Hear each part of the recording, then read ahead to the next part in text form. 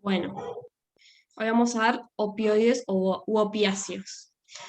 Otra cosa, esperen que voy a poner pausa a la grabación.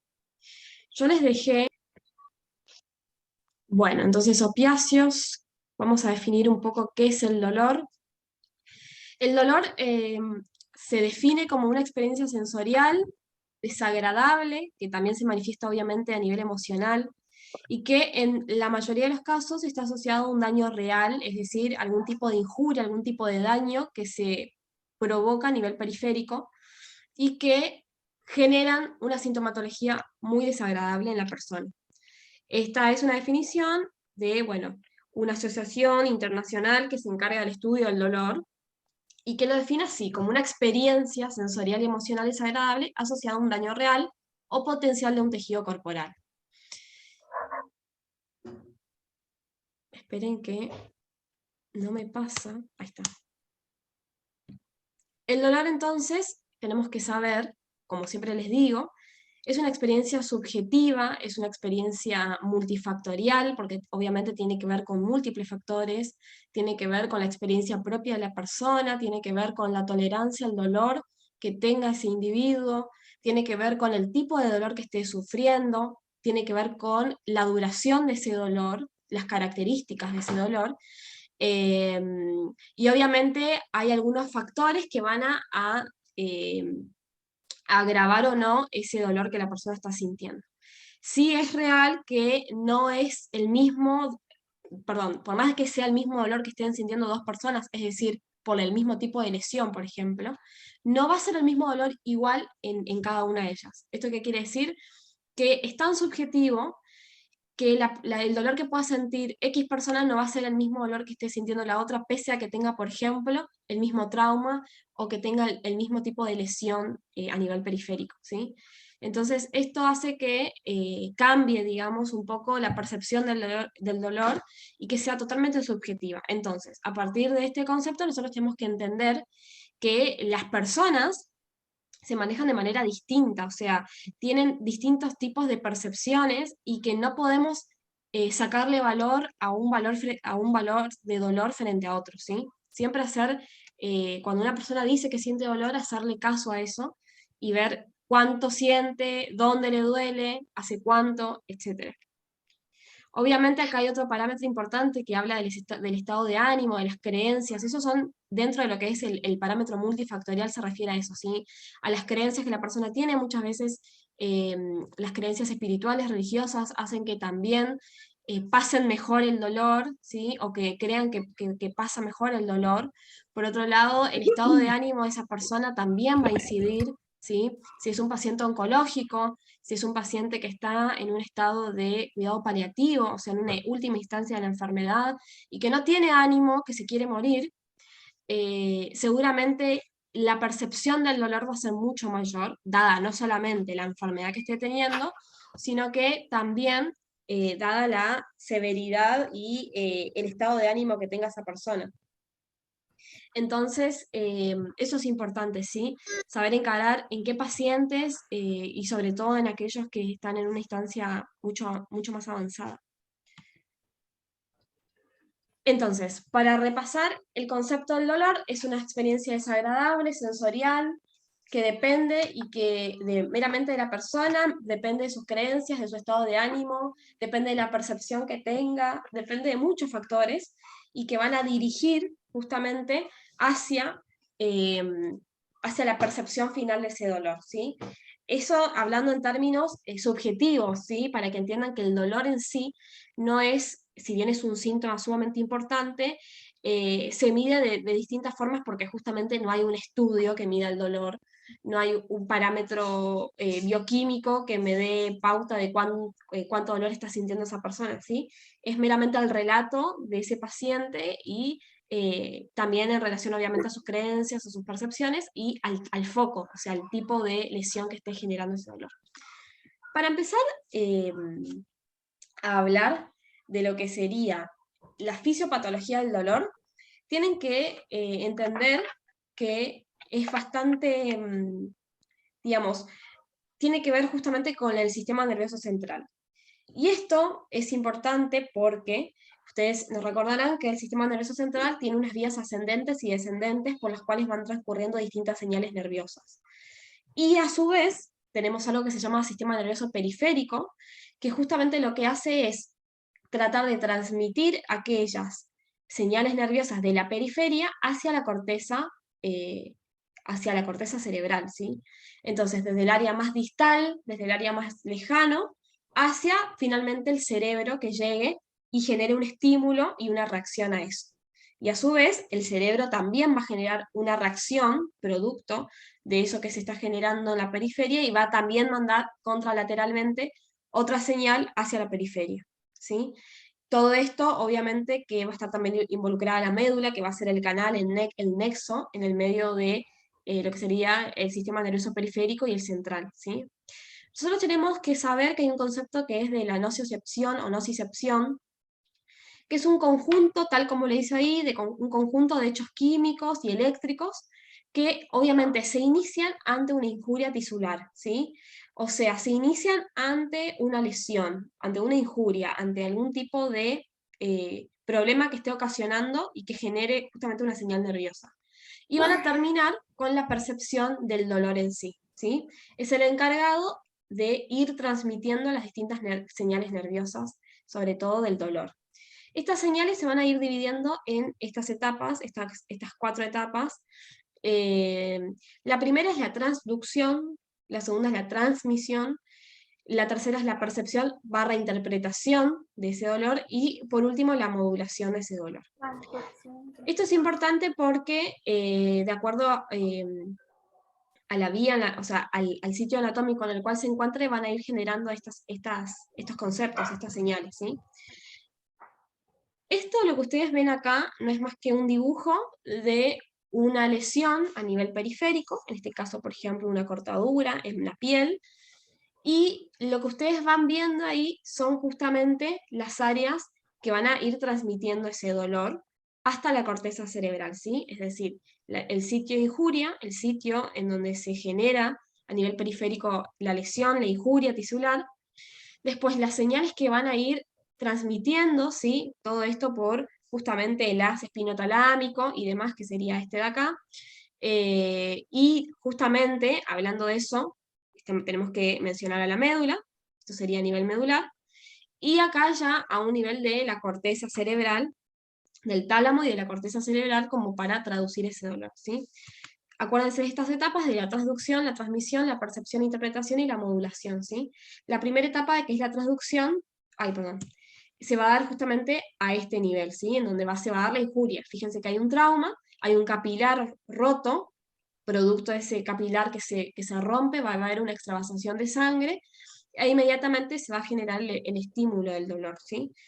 Fíjense que acá es una imagen un poco más descriptiva, ¿sí? de ese momento justamente, en donde, producto de una lesión a nivel periférico, hay una inmediata, no solamente una inmediata ida de los glóbulos rojos, unos que se rompen y otros que van a tratar de generar ese tapón plaquetario para generar las distintas fases de cicatrización de la piel, sino que van a participar esta ciclooxigenasa, acuérdense, la ciclooxigenasa 1 y la 2, a nivel tisular, a nivel periférico, para generar justamente productos proinflamatorios, ¿sí? Por eso cuando uno tiene una herida se va a inflamar.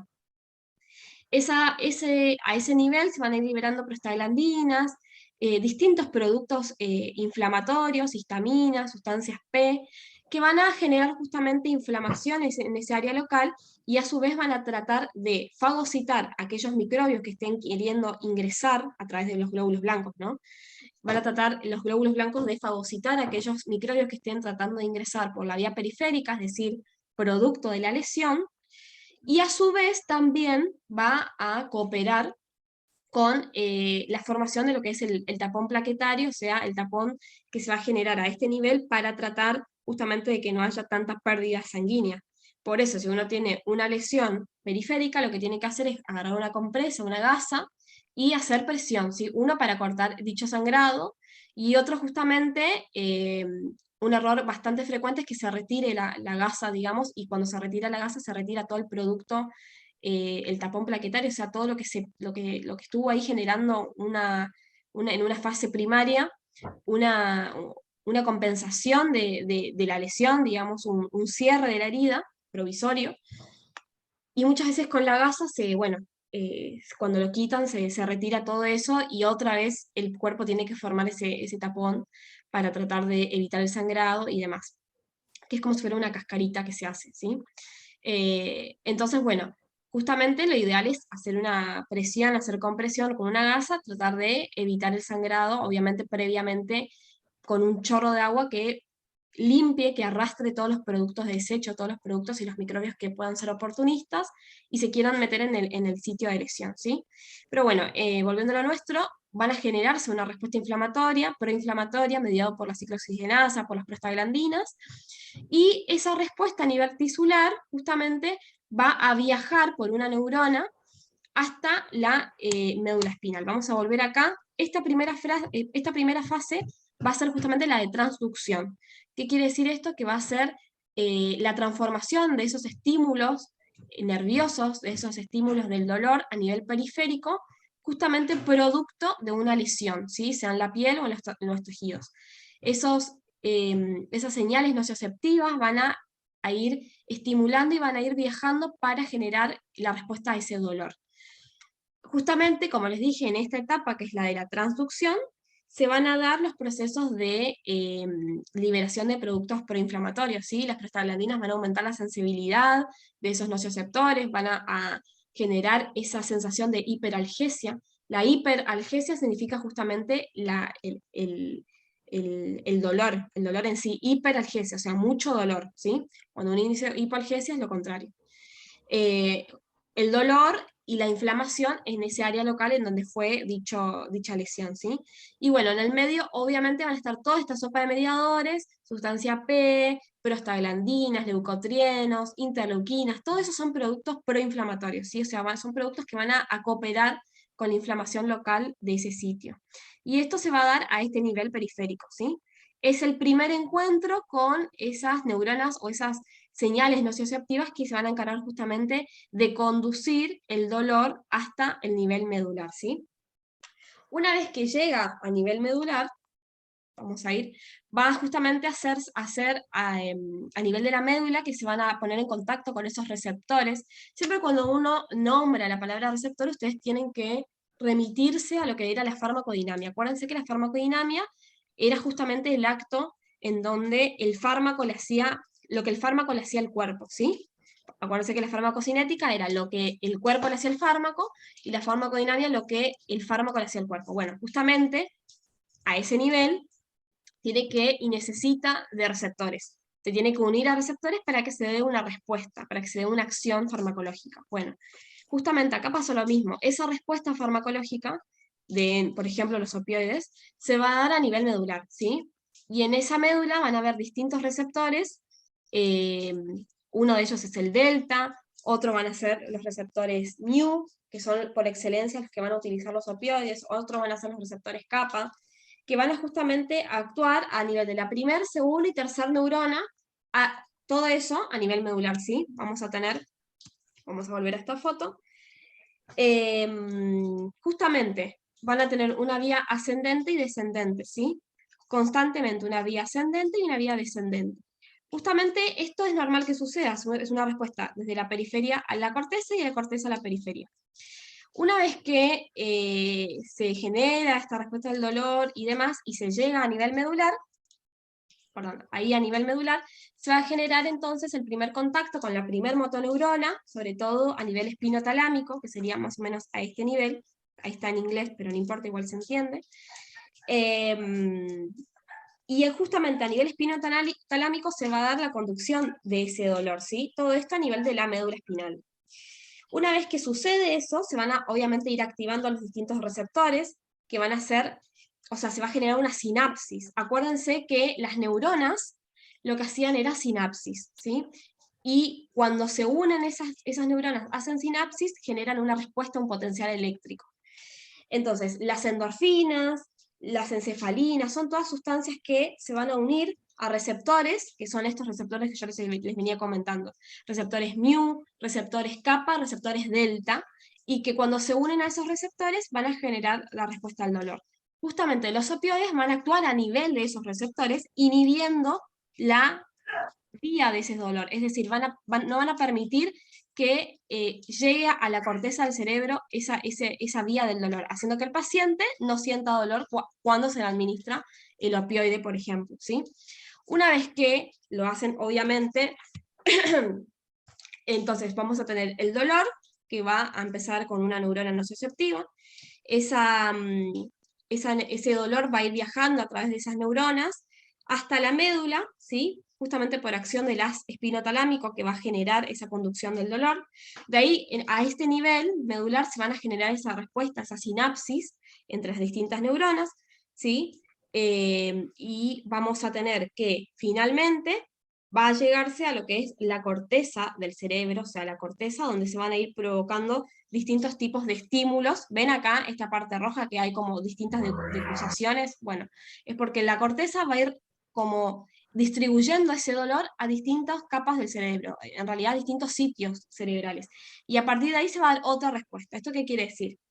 Que una vez que el dolor se autopercibe a nivel cerebral, el cerebro a su vez va a enviar otras señales. Por eso se habla de que es una vía ascendente y descendente, ¿sí? La vía ascendente sería a nivel periférico, que después pasa por médula y llega a corteza. Y la vía descendente es justamente corteza, médula, nivel periférico. A nivel periférico va a ir, obviamente, perdón, a nivel descendente, una vez que el cerebro logra localizar el sitio del dolor y demás, va a ir enviando también otras señales que van a ir descendiendo justamente a nivel medular y después también a nivel periférico. Esto quiero que les quede claro que justamente el dolor va siguiendo esta vía, ¿sí? Va siguiendo esta vía y se va decusando, es decir, gracias a esas motoneuronas, ¿sí? Que van a ir apareciendo primero a este nivel, después a este nivel y después a este nivel, o sea, es la primera motoneurona, la segunda y la tercera, van a ir generando distintos estímulos, ¿sí? Justamente a nivel medular van a unirse a otros receptores para tratar de inhibir la respuesta al dolor en caso de que yo le dé un tipo de opioide a esa persona, ¿sí? Por eso, justamente, como los opioides actúan a este nivel del sistema nervioso central, la distinta sintomatología que se explica con los efectos adversos es justamente por esto, o sea, van a tener que ver con sintomatología que compromete al sistema nervioso central, que ahora vamos a ver. Por ejemplo, depresión respiratoria, bradicardia, etc. Convulsiones, que van a generarse cuando hay una sobredosificación de lo que son los opioides. Y esto se explica porque justamente actúan a nivel de esos receptores. La transmisión era esto que yo les dije, que van a ir generando distintos tipos de agentes a nivel medular sobre todo, y van a llegar ahí y van a ir generando una respuesta cuando se unan a esos receptores, ¿sí? a esos receptores opioides, que lo que van a hacer, el opioide lo que va a hacer es inhibir esa vía para evitar, que el cerebro sienta ese dolor, ¿sí? O sea, es como que corta la vía a nivel medular para, de alguna manera, que la persona no sienta dolor. Ese sería el rol de los opioides. Bien. Hay algunos neurotransmisores, esto es lo que no se los dije, como son, por ejemplo, la sustancia P y el glutamato, que también van a ser neurotransmisores bastante potentes, identificados en esta vía también del dolor. Otra cosa es que una vez que se llega a nivel cerebral, ¿sí? Una vez que, digamos, se hizo la vía ascendente, nivel periférico, medular y corteza, a nivel cerebral lo que vamos a tener acá es una región que se llama núcleos del RAFE, que justamente van a ir transmitiendo distintos tipos de impulsos nerviosos desde la corteza hacia la periferia, o sea, la vía contraria, ¿sí? Fíjense que esto es una vía aferente y eferente constante, es decir, una vía ascendente y descendente constante. Y obviamente a nivel de los núcleos del RAFE, van a ir como transmitiendo en realidad, liberando sustancias como serotonina, como algunos péptidos opioides, que los péptidos opioides son sustancias que el mismo cuerpo tiene y que nos permite justamente tener una cierta tolerancia al dolor, ¿sí? Cuando obviamente eso sobrepasa porque el dolor es demasiado grande, y obviamente esos péptidos opioides no son suficientes, es importante y es necesario la farmacología para administrar un opioide que justamente actúe a nivel de este tramo, a nivel medular, para que inhiba justamente a esta vía del dolor y la persona no sienta dolor, valga la redundancia. Después tenemos la percepción y la interpretación, que sería, bueno, lo que ya les dije, a nivel tálamo cortical, a nivel cerebral de todo esto, que justamente hace que sea consciente la sensación de ese dolor. Hace que uno tenga la total percepción de ese dolor y que se vaya manifestando también a nivel emocional, porque justamente estamos llegando a nivel cortical, ¿sí? Y bueno, esto obviamente va a afectar la personalidad del paciente, las experiencias, o sea, acá van a incidir todo aquello que venimos hablando cuando comenzamos la clase, lo que tiene que ver con la personalidad, las herramientas frente a ese dolor, la experiencia. Nosotros en el cerebro tenemos un sitio que es el hipocampo, el sistema límbico en realidad, en donde ahí, justamente en el sitio que es el hipocampo, vamos a tener lo que es la memoria. Cualquier tipo de alteración de la memoria se va a manifestar a ese nivel. También el sistema límbico es el encargado de lo que serían las emociones. Es como el cerebro emocional es ese, el sistema límbico, ¿sí? Vamos a tener distintas cosas ahí, por ejemplo, el hipotálamo, que es el que va a regular la temperatura, es el que va a regular a la hipófisis para que libere distintas hormonas a nivel periférico. Vamos a tener también ahí el hipocampo, como les dije, que es el que va a, de alguna forma, mediar lo que es la memoria. Vamos a tener también ahí algo que se llama amígdala, que es una región anatómica muy pequeñita, del tamaño de una almendra casi, en donde justamente lo que va a hacer la amígdala es activarse en momentos donde la persona sienta miedo o sienta que está en peligro, y esa respuesta obviamente que va a ingresar a través de los sentidos, a nivel sensorial, a través de la vista, a través del olfato y demás, y bueno, y va a generar después una respuesta en la amígdala que a su vez va a generar una respuesta a nivel sistema nervioso periférico, haciendo, bueno, que se traduzcan los distintos tipos de sintomatología.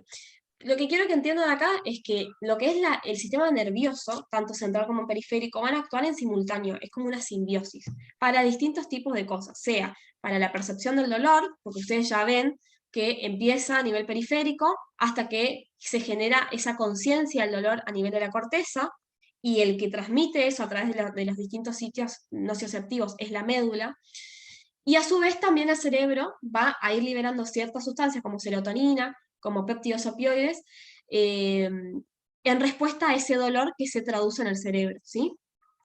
Y esto es una vía que, bueno, que va a ir como retroalimentándose continuamente.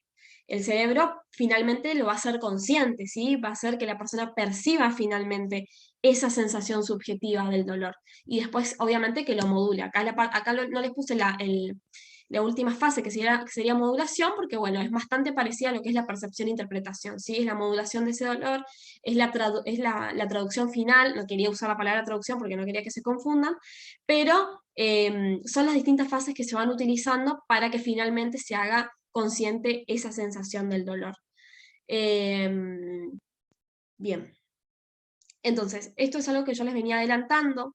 No existen parámetros bioquímicos para el dolor, no es que yo me saco sangre y tengo un parámetro, como por ejemplo pasa con los pacientes que están infartados, que se les piden enzimas cardíacas y ahí podemos ver cómo está ese nivel, CPK, CPK-MB, troponina I, bueno, esas son enzimas cardíacas que se piden cuando un paciente, por ejemplo, tengo sospecha que está infartado.